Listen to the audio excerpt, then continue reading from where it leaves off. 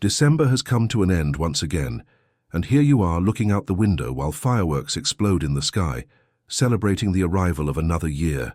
Around you, the entire world seems to be embracing someone, toasting with champagne, making promises of change and renewal.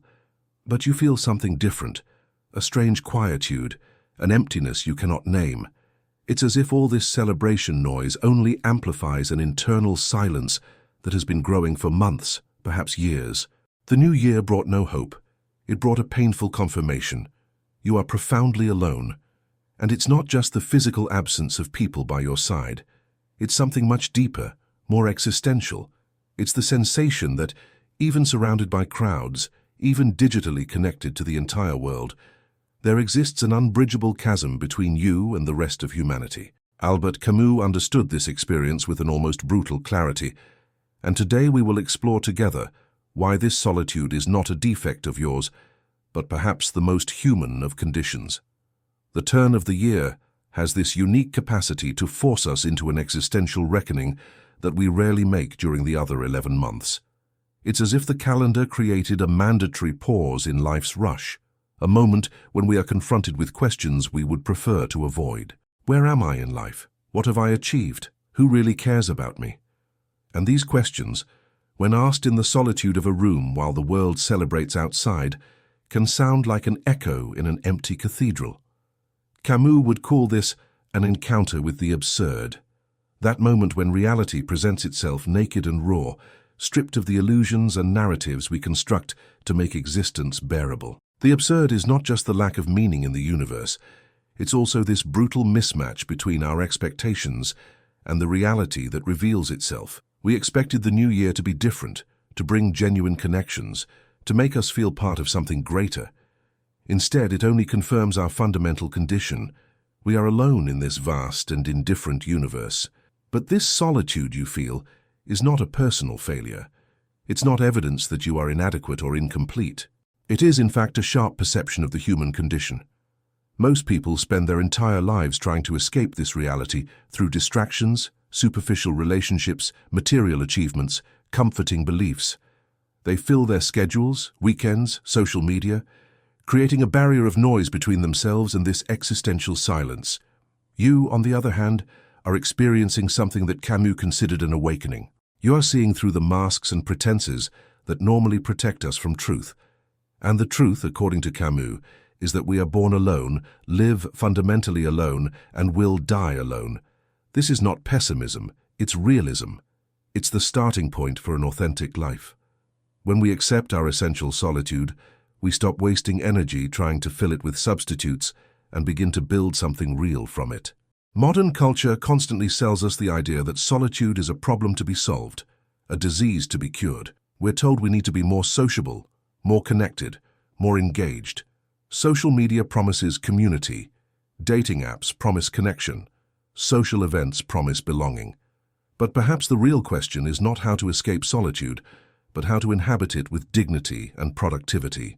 Camus lived much of his life experiencing this same sensation you feel now. He grew up without a father, faced tuberculosis alone, saw friendships dissolve over political and philosophical differences. He intimately knew the texture of solitude, its nuances, its different weights, depending on the time of day or season. And it was precisely from this experience that his most powerful philosophy sprouted. Solitude did not diminish him, it strengthened him. It did not make him bitter, it made him compassionate. Because when you truly know solitude, you recognize it immediately in others, even when they try to hide it behind smiles and empty conversations. Think of the people you know whom you most admire, those who possess a genuine presence, a magnetic authenticity. Probably all of them went through significant periods of solitude, moments when they were forced to confront themselves without distractions or social crutches. Solitude has this paradoxical capacity to empty us and fill us at the same time. It removes the superficial layers of personality, those aspects of us that exist only in relation to others, and forces us to discover who we are when no one is watching.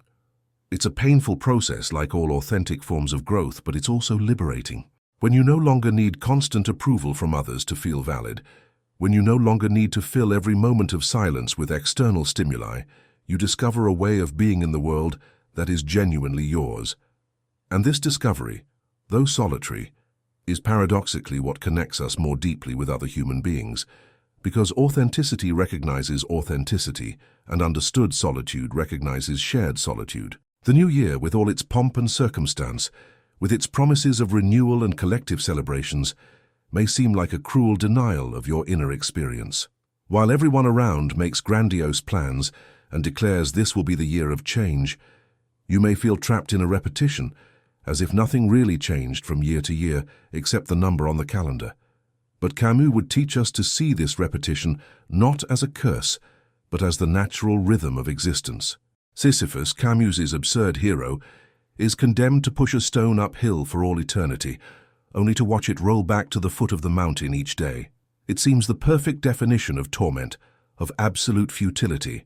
But Camus invites us to imagine Sisyphus happy. Why? Because he found meaning not in the final destination, not in hope that one day the stone will stay atop the mountain, but in the very act of pushing, in total engagement with the task before him. Sisyphus's happiness comes not from illusions about the future, but from total acceptance of the present, of his condition, of his fundamental solitude in the task.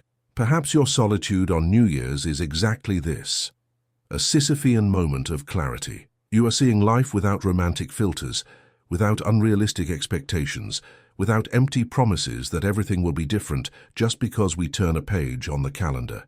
And this vision, though painful, is extraordinarily valuable. It frees you from the tyranny of false hope and puts you in direct contact with what really matters. This moment, this breath, this experience of being alive and conscious in a universe that offers no guarantees. The solitude you feel is not evidence that something is wrong with you or your life.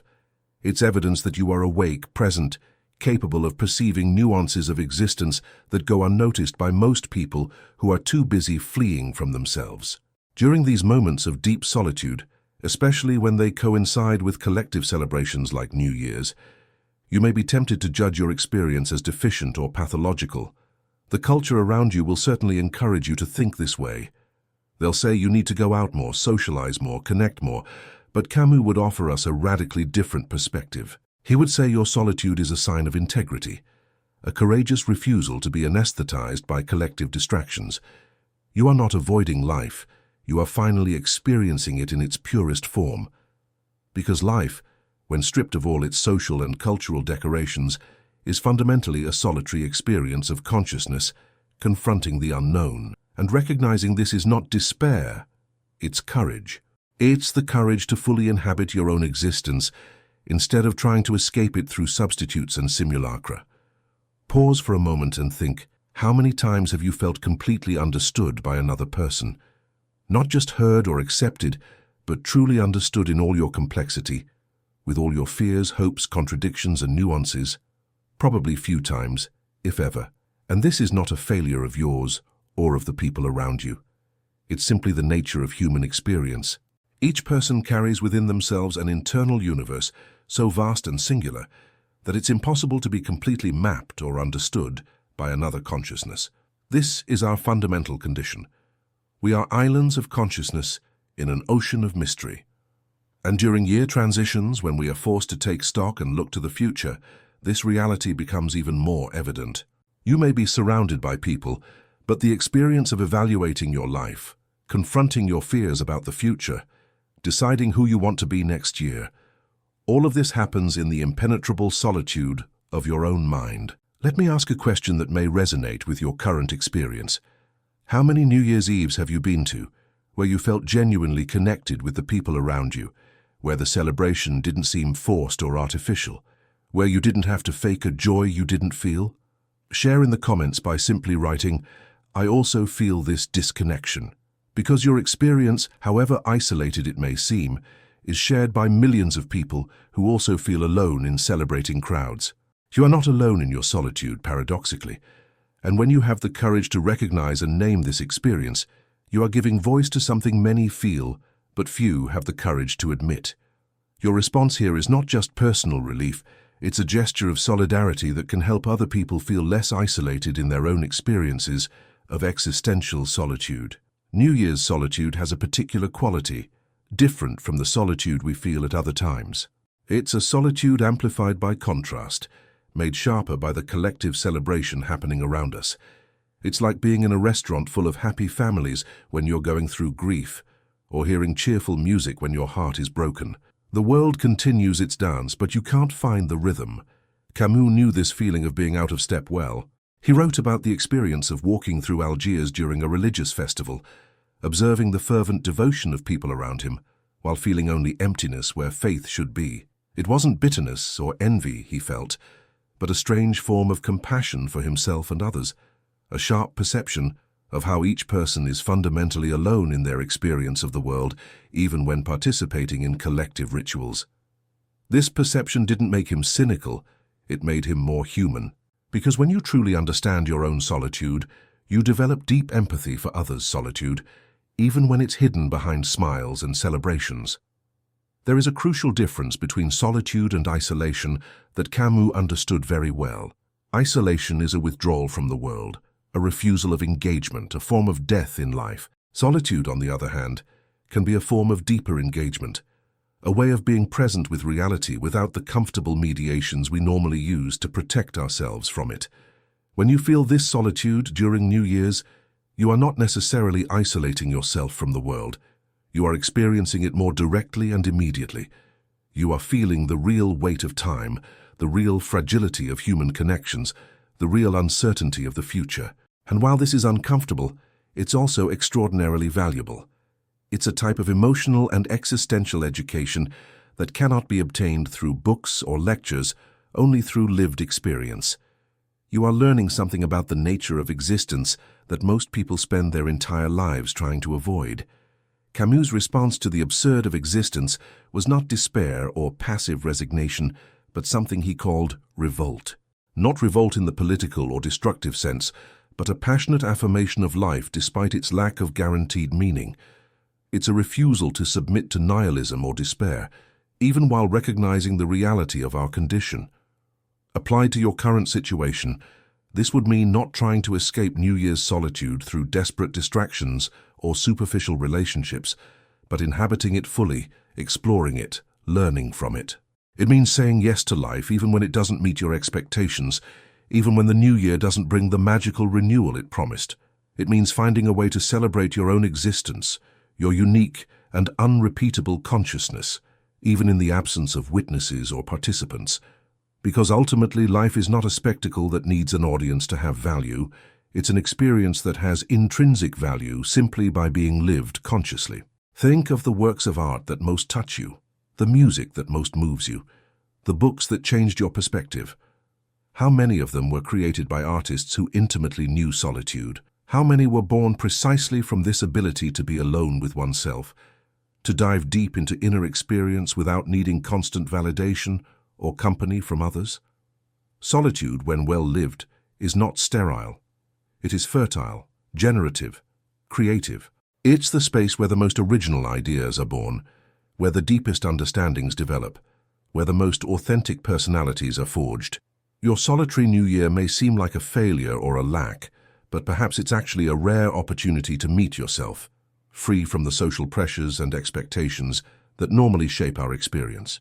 It's a chance to discover who you are when no one else is defining you, when you don't need to play any role except that of a conscious human being navigating the complexity of existence.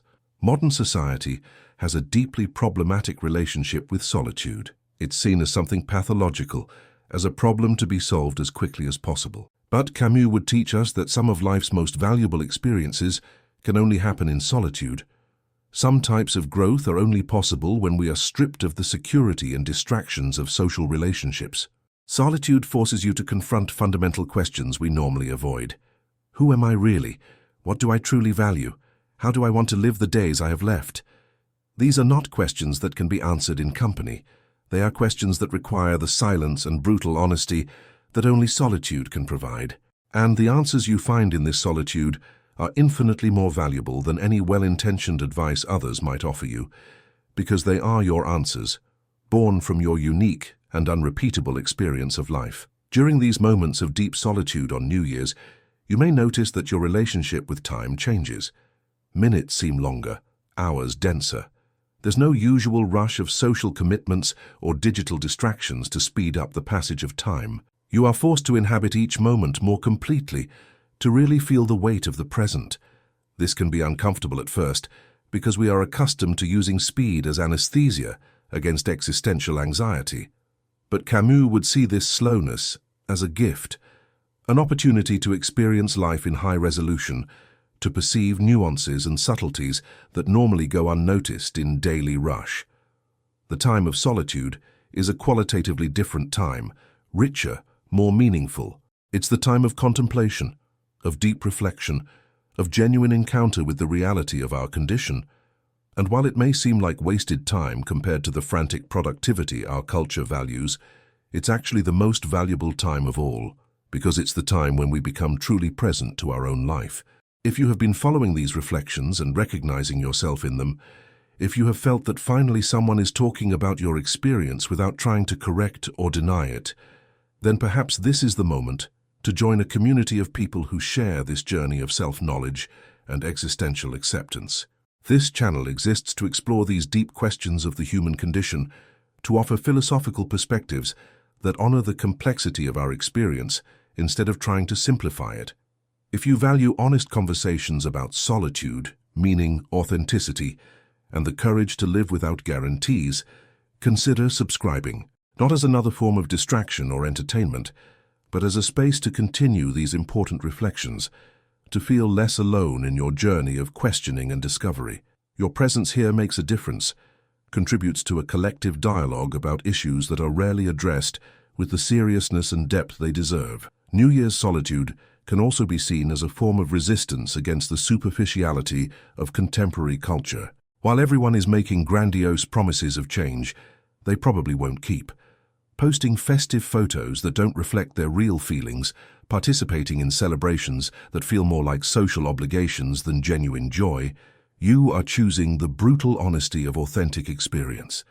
You are refusing to participate in collective performance and opting for personal truth, even if that truth is uncomfortable. Camus would admire this courage, this refusal to be seduced by the comforting lies our culture offers as substitutes for real experience.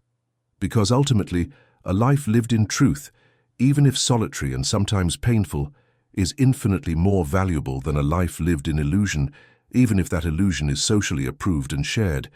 Imagine Camus observing a typical New Year's celebration with all its artificiality and excess. He would probably notice the melancholy behind forced smiles, the anxiety disguised by induced euphoria, the solitude masked by physical proximity. He would see how people use celebration as desperate escape from the reality of their condition, as an attempt to create meaning through collective ritual where organic meaning is absent. And he would feel compassion, not contempt, because he would recognize in this escape the same desperate search for connection and significance that inhabits the human heart. But he would also recognize that you, in your conscious solitude, are closer to truth than those who lose themselves in the celebrating crowd. You are directly facing what they are trying to avoid, and this is a form of courage that deserves recognition, not pity or correction. The year's passage in solitude also offers a unique opportunity to redefine your relationship with time and expectations. Without social pressure to make grandiose resolutions or to fake optimism about the future, you can develop a more mature and realistic relationship with change. You can recognize that real transformation doesn't happen because we turn a page on the calendar, but through the slow and consistent work of self-knowledge and acceptance. You can stop expecting external events like a new year to bring magical changes to your life and begin to take real responsibility for your growth and well-being. This doesn't mean becoming cynical about the possibility of change, but understanding that true change comes from within, is born from deep understanding of yourself and courageous acceptance of your condition. And this understanding can only be achieved in solitude, in silence, in the honest encounter with yourself that you are experiencing now. Solitude can also be a space of extraordinary creation, when you no longer need to entertain others or meet their expectations. When you can finally stop performing and begin to simply be, something new can emerge. Perhaps it's a deeper understanding of yourself. Perhaps it's a work of art. Perhaps it's a new way of relating to the world.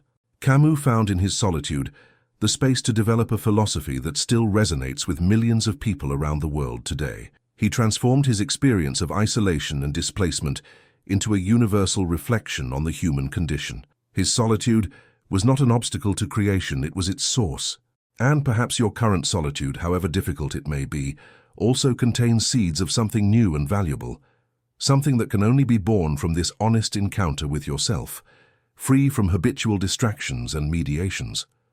The question is not how to escape solitude, but how to make it fertile, how to use this time of inner retreat to cultivate something genuinely yours. Camus once wrote that we must imagine Sisyphus happy not despite his condemnation, but because of the total consciousness he has of it. Sisyphus knows his situation perfectly, doesn't delude himself about his possibilities of escape, doesn't expect rewards or divine interventions. And it's precisely this lucidity, this total acceptance of reality, that frees him to find joy in the present, in the very act of pushing the stone. Your solitude on New Year's can be seen the same way. You are not deluded about the nature of human connections. You are not expecting the new calendar to bring magical changes. You are not fleeing from the reality of your condition through distractions or fantasies. And this lucidity, though sometimes painful, is also a form of freedom. It frees you from unrealistic expectations, from toxic emotional dependencies, from the constant need for external validation. It puts you in direct contact with your own existence, with your unique capacity to give meaning to life through your conscious experience of it. When we look to the future from this conscious solitude, our perspective changes fundamentally. Instead of expecting the next year to bring us what previous years haven't brought, we can begin to build a life based on what we really have: our consciousness, our capacity for choice, our ability to give meaning to our experiences through the way we live and interpret them. We no longer need spectacular external events to validate our existence. We no longer need dramatic relationships to feel alive. We no longer need impressive achievements to feel valuable. We can find value in the very experience of being conscious, of being able to perceive beauty in a sunset, to feel compassion for a stranger on the street, to create something new from our unique encounter with reality. This is a revolutionary way of living, a radical refusal of external definitions of success and happiness in favor of a personal and authentic definition based on lived experience. In the end, your solitude on New Year's is not a defect to be corrected, a disease to be cured, or a failure to be overcome. It is a sharp perception of the human condition, a courageous way of inhabiting reality without the comforting mediations most people use to protect themselves from truth. It is a rare opportunity for genuine encounter with yourself, free from the social pressures and expectations that normally shape our experience. It is a fertile space where a deeper understanding of who you are and what you truly value in life can be born. And perhaps, paradoxically, it's also the most direct path to authentic human connections, because when you know and accept yourself completely in solitude, you can offer yourself to others genuinely, without need or lack, but as a free act of generosity and love. The new year may confirm that you are alone, but it can also reveal that being consciously alone is a profoundly human and valuable way of being in the world, a way that deserves to be honored and celebrated, not corrected or avoided.